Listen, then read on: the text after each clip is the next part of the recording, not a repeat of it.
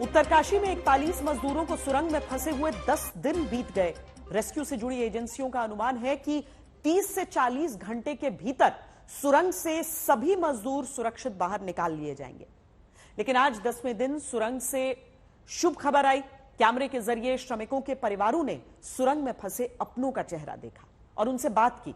घर वालों ने भरोसा दिलाया कि वो जल्द ही सुरक्षित बाहर आ जाएंगे। कैसे आज की तस्वीरों ने उम्मीदें जगाई।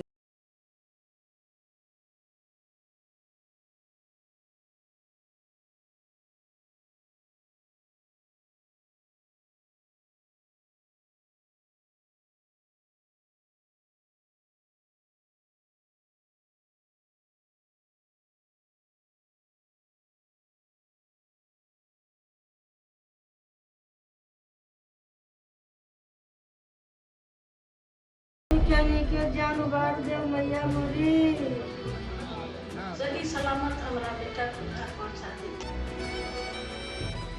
मैं बहुत खुशी पर जब से हमारा लड़का निकली ना तब से संतोष आई। जल्दी जैसे जल्दी निकाला। कैसे हो किसी माँ को संतोष जब बेटा धंसी हुई सुरंग में फंसा हो तो भरोसे की चट्टान आहिस्ते आहिस्ते चटकती ही है। उत्तरकाशी के सुरंग में फंसे हुए 41 मजदूरों की तस्वीरें हैं ये। मजबूर मजदूर, फटेहाल मजदूर, बेबस मजदूर, बेहाल मजदूर, गरीब मजदूर। अब इन मजदूरों को बाहर निकालने की आस जगी है। सारे लोग ठीक है तो कैमरे में अपने आप को दिखाएं, हाथ खड़ा करें, अच्छे से मुस्कुराएं। हम तुम्हारे पास जल्दी पहुंचेंगे, घबराए नहीं। अगर सभी को बोले एक एक करके आए,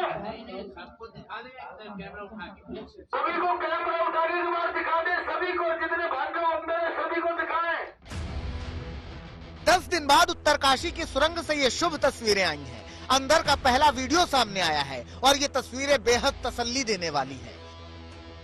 बताओ रिकॉर्ड हो रहा, हम भेजेंगे घर पे। घर वाले ठीक ठाक है कि नहीं?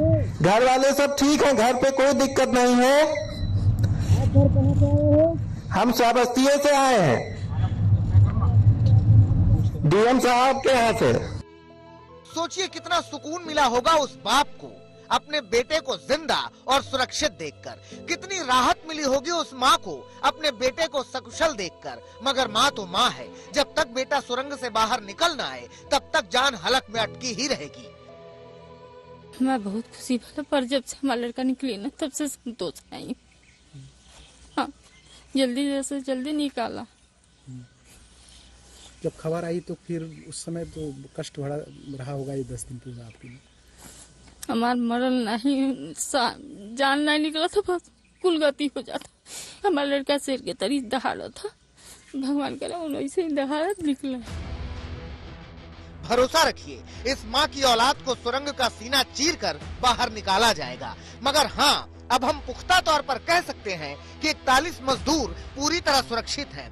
उनकी सेहत ठीक ठाक है, मजदूर बातचीत कर पा रहे हैं, डरे जरूर हैं लेकिन हौसला बना हुआ है। खाना पानी की सप्लाई जारी है, ऑक्सीजन की कोई कमी नहीं है।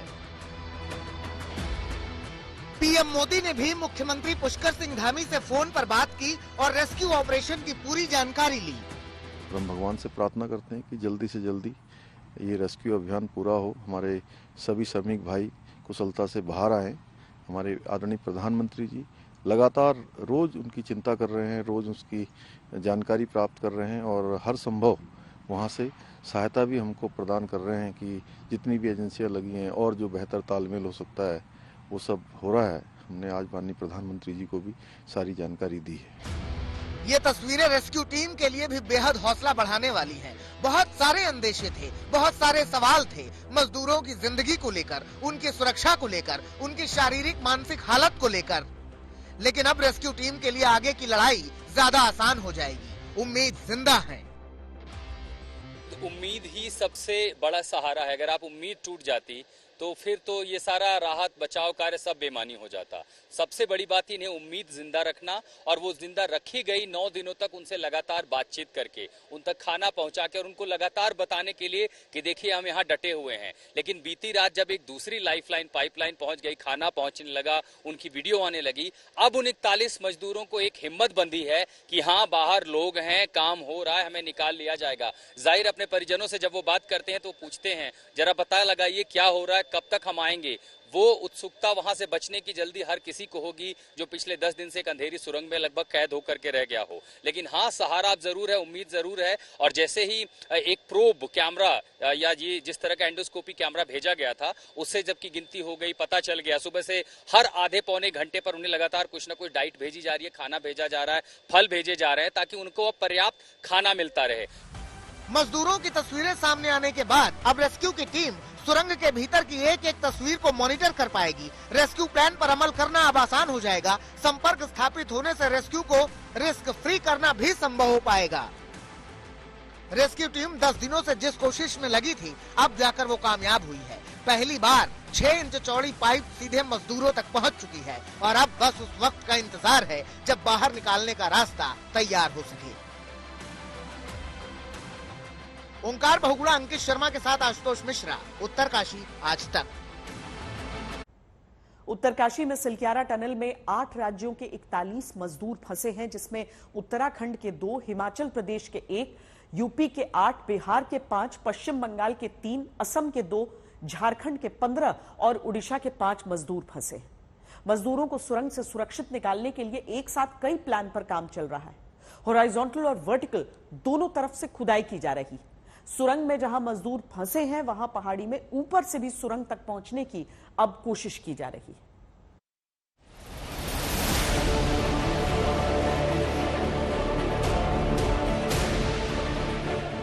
यहीं से ड्रिलिंग होनी है और यहीं से लगभग 81 मीटर नीचे पाइप भेजी जाएगी ताकि उन मजदूरों तक पहुंचा जा सके। जो ये सामने आप तस्वीरें देख रहे हैं, ठीक पेड़ों के पीछे वहां पर लगातार जेसीबी से काम हो रहा है। आखिरी जो पैच था टनल का, उसके कंस्ट्रक्शन का काम चल रहा था और उसी में वर्कर्स फंसे हुए हैं।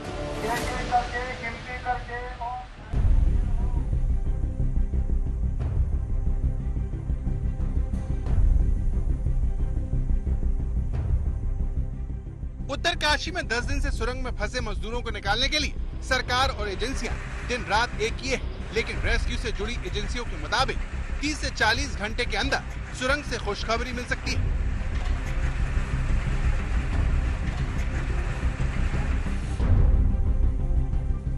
देखिए कुछ इस तरह 3 तरह से ड्रिलिंग का प्लान है। सिलक्यारा और बड़कोट की ओर से ड्रिलिंग हो रही है, यानी हॉरिजॉन्टल और वर्टिकल दोनों तरफ से खुदाई का काम जारी है। 170 मीटर की परपेंडिकुलर हॉरिजॉन्टल ड्रिलिंग का भी प्लान है।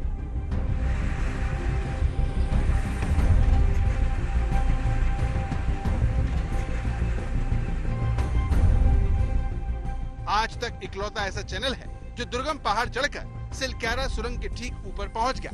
मजदूरों को बचाने के लिए यहीं से वर्टिकल ड्रिलिंग की जा रही है। मैं आशुतोष मिश्रा इस समय पहुंचा हूं सिलक्यारा सुरंग के ठीक ऊपर। पहाड़ से काफ़ी ऊंचाई पर लगभग 4 किलोमीटर लंबा ट्रैक करने के बाद हम यहां तक पहुंचे हैं। मेरे पीछे आप जो सतह देख रहे हैं, ये वही हिस्सा है जहां आपको लाल झंडा दिखाई दे रहा है। जियो सर्वे की टीम है जिसका सामान यहाँ पर है और यहीं से खुदाई होनी है। दरअसल काफ़ी तैयारी नीचे से देखा आपने, सबको समतल कर दिया गया है।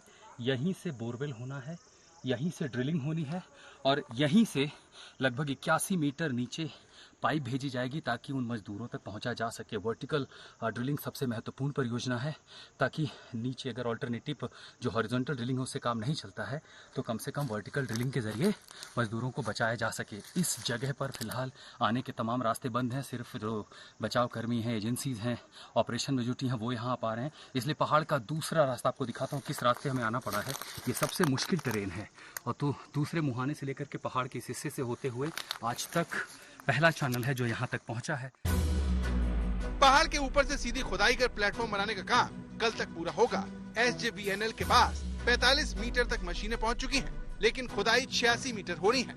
मजदूरों को हर 1 घंटे में खाना दिया जा रहा है। सुबह फल भेजे गए थे, खिचड़ी, दलिया, साबूदाना। सोयाबीन बोतल में भरकर मजदूरों तक पहुंचाई जा रही है। सुरंग के बड़कोट मोहाने से रेस्क्यू टनल बनाई जा रही है। अगर रेस्क्यू के बाकी प्लान फेल हो गए तो इससे मजदूरों को निकाला जाएगा। ये टनल 8 मीटर से ज्यादा तक बन चुकी है। जो मजदूर अंदर हैं उन्हें हर 1 घंटे कुछ न कुछ खाना भेजा जा रहा है। सुबह फल भेजे गए थे, स्पेशल मील बन रहे, खिचड़ी, दलिया, साबूदाना और ये उसके साथ साथ सोयाबीन, ये सारा चीजें अब छोटे छोटे बोतलों में भर के वो पहुंचाने की जो प्रक्रिया वो साथ साथ चल रही है। उत्तरकाशी की जिस सुरंग में हादसा हुआ उसके दोनों छोर के बीच मजदूर फंसे हैं, इसीलिए सिलक्यारा और बड़कोट दोनों छोर से ड्रिलिंग की जा रही है। आज तक की टीम दोनों मुहानों पर मुस्तैद।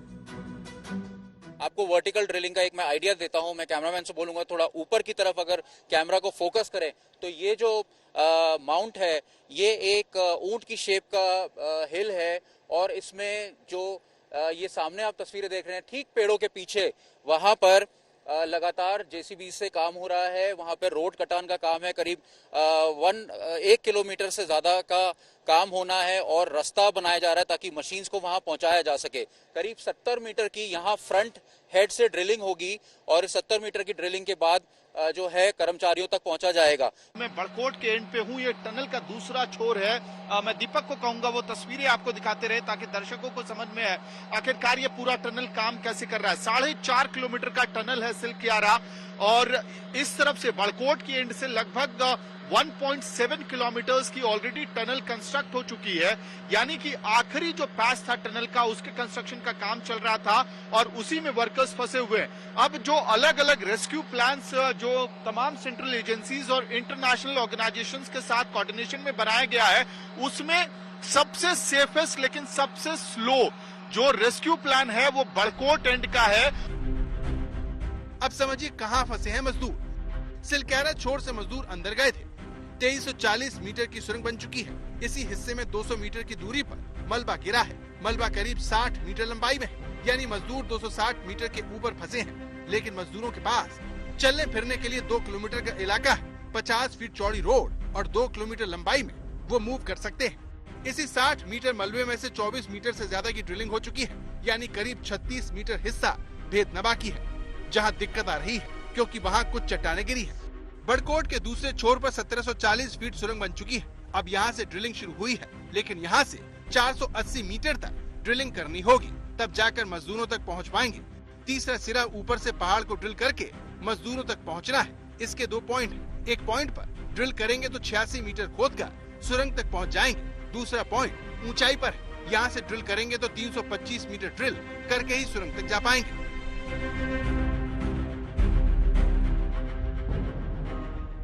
श्रमिकों के परिवारों के साथ साथ देश दुआ कर रहा है कि टनल में फंसे सभी मजदूर जल्द से जल्द सुरक्षित बाहर आ जाएं। आज तक आपको रेस्क्यू ऑपरेशन से जुड़े हर अपडेट पहुंचाता रहेगा। ओंकार बहुगुणा, अंकित शर्मा, अमित भारद्वाज के साथ आशुतोष मिश्रा, उत्तरकाशी, आज तक। सुरंग में फंसे मजदूरों का रेस्क्यू कितना मुश्किल है उसे ऐसे समझिए कि अब तक सरकार थाईलैंड और नॉर्वे के एक्सपर्ट्स की मदद ले चुकी है। कई इंटरनेशनल टनल एक्सपर्ट भी मजदूरों को निकालने में अपना अनुभव साझा कर रहे हैं। लेकिन सच तो यह है कि अभी भी रेस्क्यू टीम के सामने कई चुनौतियों का पहाड़ खड़ा है। राहत कार्य में जुटी एजेंसियां भरोसा जता रही हैं कि वो मलबा चीरकर मजदूरों को सुरक्षित बाहर निकालकर ही दम लेंगे।